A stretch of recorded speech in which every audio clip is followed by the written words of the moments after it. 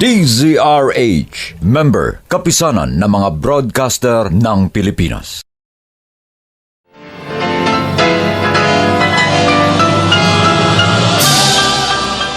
Buong karangalang inihahandog ng DZRH para sa bagong milenyo ang isa pang magandang dula mula sa panulat at direksyon ni Salvador M. Royales. May pangako ang bukas. Dati akala ko para sa akin ang ginagawa mo. Para protektahan ako sa maling pagtingin ng mga tao sa paligid mo. Pero ang totoo, para sa iyo lang naman ang lahat. Dahil natatakot kang tanggapin na mali ang desisyon mong magpakasal sa akin. Pagod na ako. Pagod na akong magsuot ng maskarang ikaw ang may gawa. May pangako ang bukas. Kasaysayan ng mga kaluluwang lupaypay na ang pusong hapong-hapo sa tindi ng malabis na pagdurusa. Subalit sa kabila ng lahat, huwag kalilimutang paglipas ng isang dapit hapon ay sisikat ang araw na magsisilbing tanglaw sa sinumang tinakasan na ng kawalang pag-asa. Dahil sa likod ng mga hinagpis ay may naghihintay na ligaya. Sa bawat kabiguan ay may makakamit na tagumpay, laki pang pangarap na sa bawat himaymay ng laman ay muling mabuhay ang dugong nananalaytay sa mga ugat at unti-unting mauusal ang mainspirasyong mga katagang. May pangako ang bukas. May pangako ang bukas. Isa na namang natatanging dulang pangradyo na inyong aabangan at kalulugdan, mag-iiwan ng mga magagandang halimbawa at aral. May pangako ang bukas.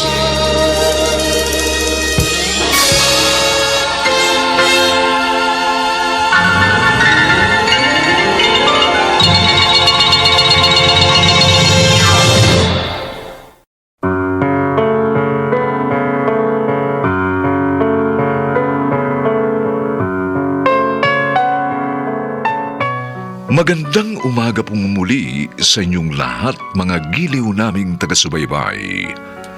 Narito na po ang ika-4 na kabanata ng ating tampok na kasaysayan sa linggong ito, pinamagatang Pagod na akong magsuot ng maskarang ikaw ang may gawa.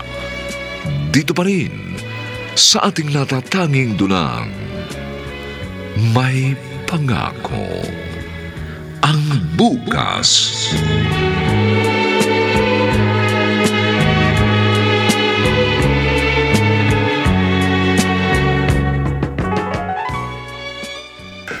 Binili ko yan. Matagal na. Kaya lang, na-delay ang delivery. Matagal ko nang nabayaran yan nung may trabaho pa ako. Grabe, no? Super delayed naman. Kaya nga dati ko kasing katrabaho yung nagpapa-order. Naabala raw yung package kasi galing yan sa ibang bansa. Pero, Ronel, magtipid-tipid muna tayo ngayon, ha? Oo, Tina. O ano yung naiwan mo? Late ka na yata. Ha? Ano nga ba yung naiwan ko? Ano ba yan? Napaka-absent-minded mo naman. Ay, oo, naalala ko na. Flash drive. Doon nakalagay yung presentation ko Uy, ayun yata sa may salamin. Oo.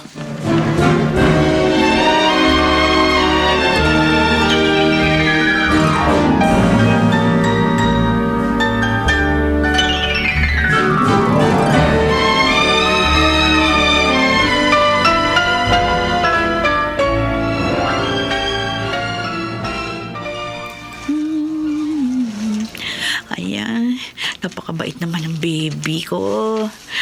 Tulog na agad. Thank you. Nakakapaglaban na ako. Yo, si Ronel, itong tawag. Oh, Hindi ako makakauwi. ano? Bakit? Nag-out of town kasi kami kanina. Kasama ko yung mga katrabaho ko para sa isang presentation. Kaya lang, nasiraan kami. Dito muna kami sa apartel tutuloy. Wala na kasing masasakyan eh. Ganun ba? O sige, okay. Ay, teka, kumain ka na ba? Oo. Okay, sige. Buti pa. Ilak ko na yung pinto. Mukhang kailangan ko na yata kumuha ng yaya. Tatawagan ko si mama. Magpapatulong ako sa kanya.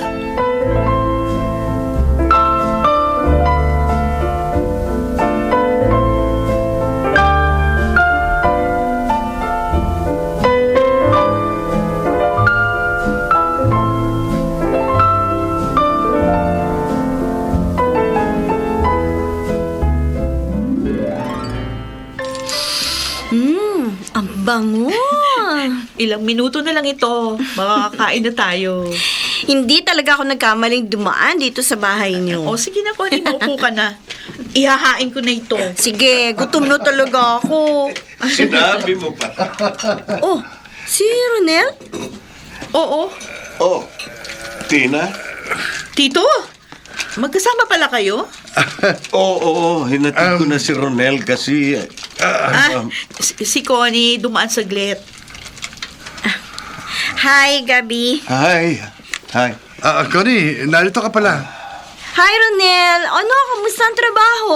Ayos. Salamat sa mga tip mo, ha? No problem. One shot away lang ako. Oo, maupo na kayo. Sabay-sabay na tayong kumain.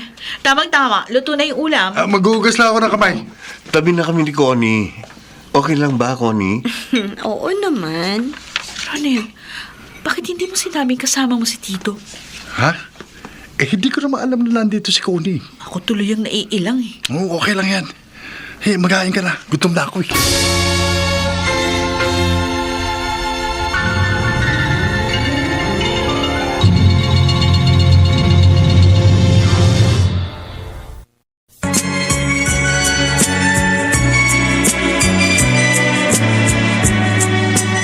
At ngayon, balikan natin ang tampok na kasaysayan sa ating dulang. May pangako ang bukas.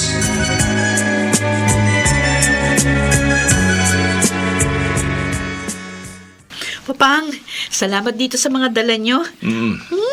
Mukhang ang tamis nitong mga kamote na to ah. Talaga. Eh, ako na pumunta rin kasi wala na yata kayong planong umuwi sa probinsya eh. Pasensya na ako, Papang.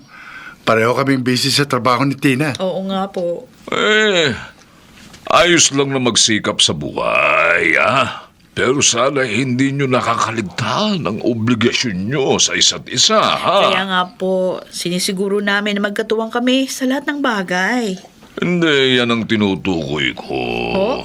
Papang, 2 taon na ang apo ko, ha? Ala ba kayong planong bigyan siya ng kapatid? Papang?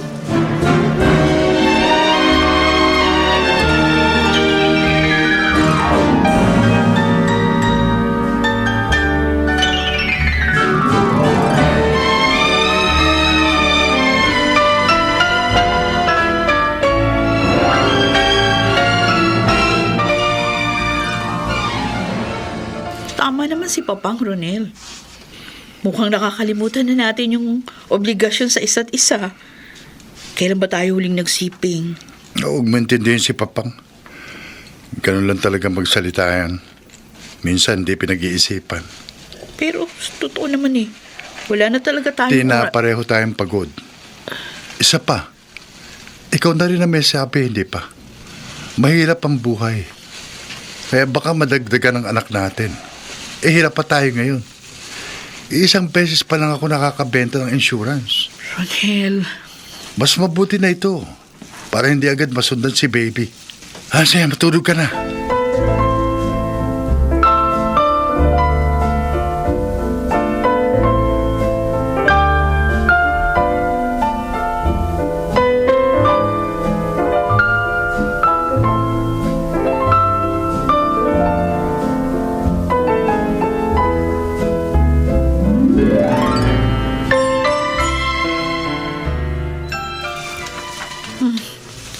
May 2 missed call na si Mama.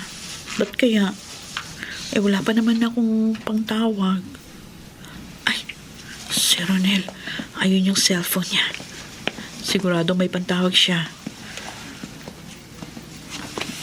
Ay, bakit may pin ang phone niya? Tina, Ronel? bakit? Bakit hawak-hawak mo cellphone ko? Makikitawag sana ako. Kaya lang, may pin. Akin na. Bakit may pin code ang cellphone mo?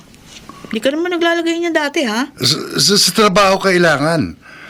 For security purposes. Bakit ba? Sino ba tatawagan mo? Si Mama. Sandali, ako na magdadial. Oh, sino yan? Katrabaho ko. Oy. Papatayin ko, ma'am. Tatawag na lang ako mamaya doon. Bakit ba ayaw mo pakita sa akin yung cellphone mo? Ako na nga Ano ba tatawag kay nandyan? mama eh. Oh, ayan. Nagre-ring na. Diyan ka na. Hello, Ma.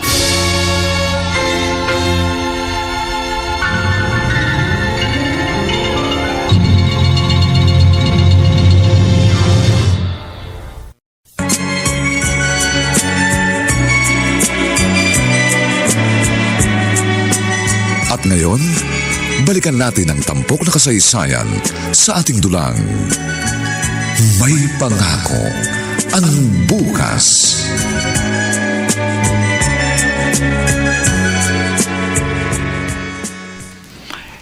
Dito na kayo matulog sa kwarto niyo dati. 2 araw lang namang wala ang kapatid mo. Huy, Tina. Tina! Ay, ano, Ma? Ano sabi niyo? Kanina pa kita napapansin. Mula nang dumating kayo rito ng apo ko, bakit ba parang tulala ka? Wala. Wala. Pagod lang ako sa trabaho. May problema ba kayo na Ronel? Kinukonsumi ka na naman ba ng asawa mo? No, hindi ho. Hindi naman consumption si Ronel eh. Oo, dati medyo easy-go-lucky siya. Pero ngayon, masinop na siya. Abay, dapat lang, ano? Ay, siya. Maiwan muna kita. May pinakukulo pala akong tubig. Sige ho. Ay, bakit ba ganitong nararamdaman ko? Parang may mali.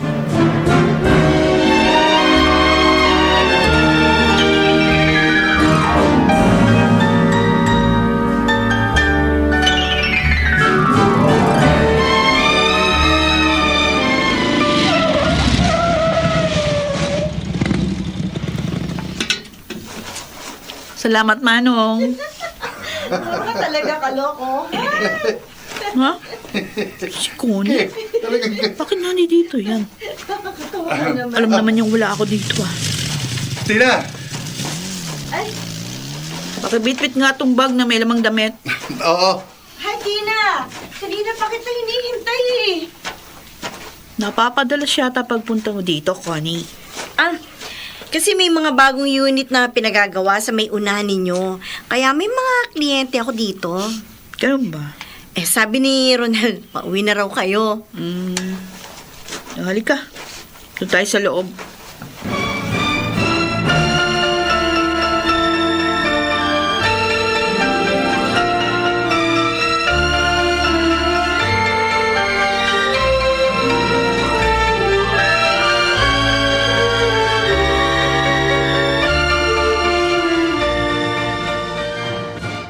Hindi na naman siya umuwi ngayong gabi.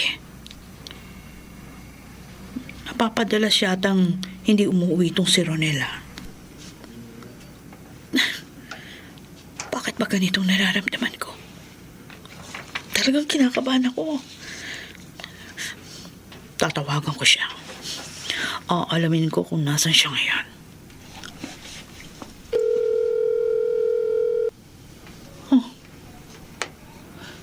Ring lang ng ring. Si Connie kaya yung tawagan ko. Oo, tama. Dadial ko yung number niya. Ay, naku, Diyos ko. Sana mali ang kutob ko. Ring lang din ng ring ang cellphone.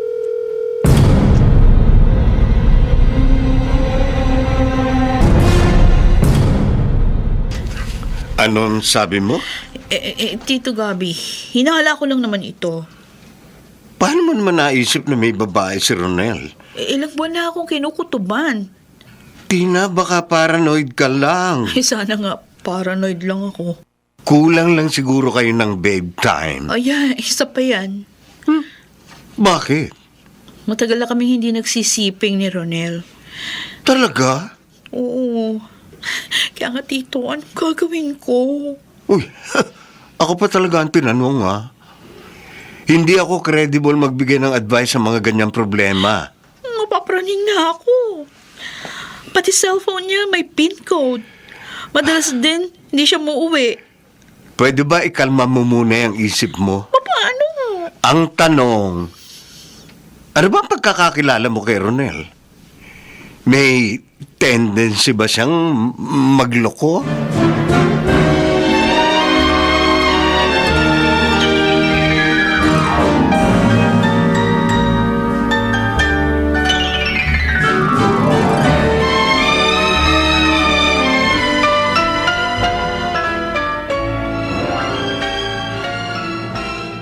Ano ba yan? Kung bakit naman kasi nakalimutan ni boss na pirmahan yung mga voucher. Kailangan ko patuloy siyang puntahan dito. Ay, saan nga bang floor dito sa hotel yung conference niya? Second floor. Doon lang ako sa hagdan dadaan. Oh, teka. Si Ronel ba yun? Siya nga.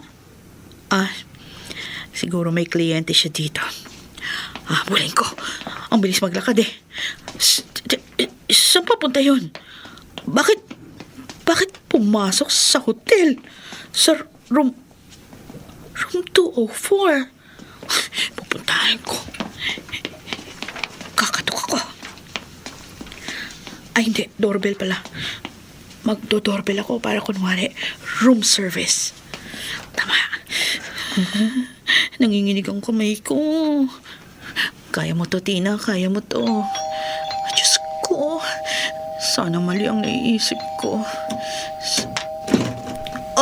Yes. Oh, Tito? Tito Gabi? Andiyan na agad yung in-order ko. Tina? Anong ibig sabihin nito? Tina, ano ginagawa mo rito? Ikaw! Kayong dalawa! Anong ginagawa niyo dito?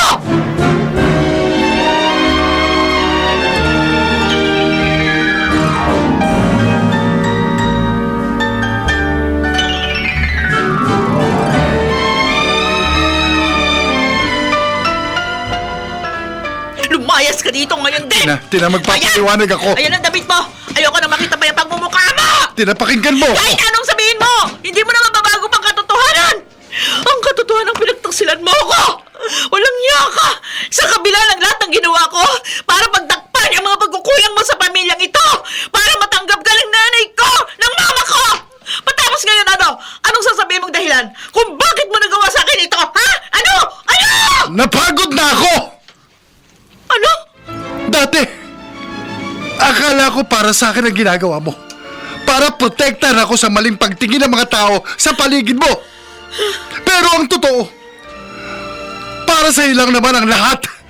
Dahil natatakot kang tanggapin ang mali ang desisyon mong magpakasal sa akin. Pagod na ako. Pagod na ako magsuot ng maskarang ikaw ang may gawa.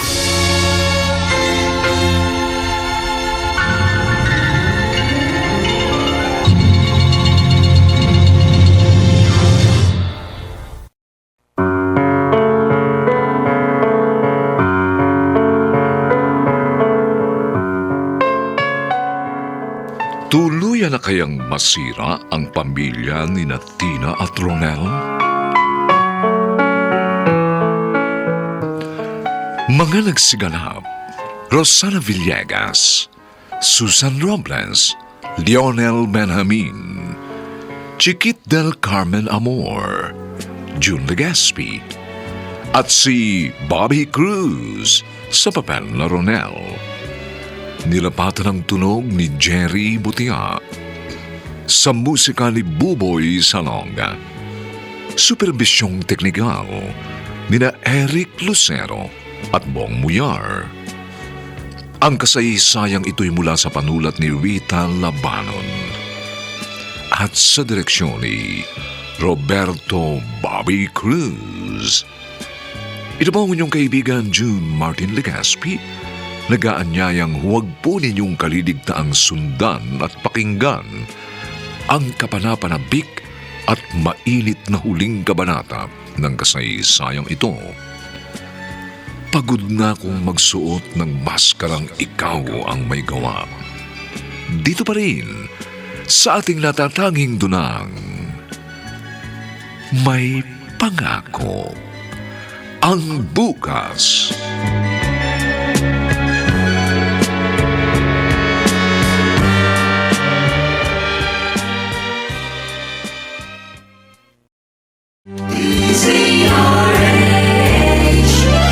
DZRH, member, kapisanan ng mga broadcaster ng Pilipinas.